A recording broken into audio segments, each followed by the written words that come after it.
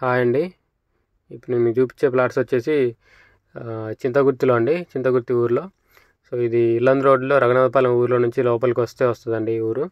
So ఇది distance వచ్చేసి మనకి ఇల్లందు రోడ్కి వచ్చేసి 5.5 కిలోమీటర్లు ఉంటుందండి.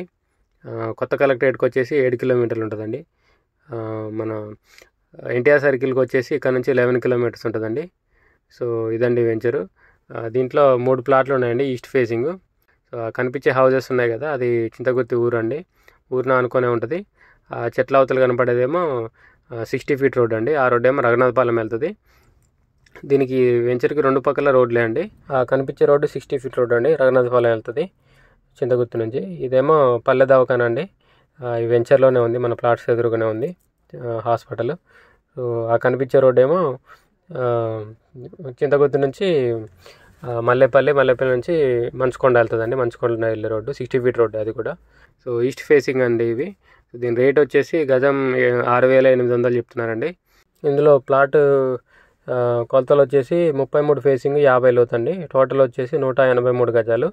ఈస్ట్ ఫేసింగ్ ప్లాట్లు అండి 3. ప్రైస్ నెగోషియబుల్ అండి.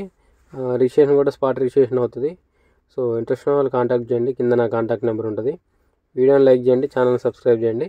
ఇలాంటి వీడియోస్ కోసం మన ఛానల్ని రెగ్యులర్గా ఫాలో అవ్వండి. Thank you.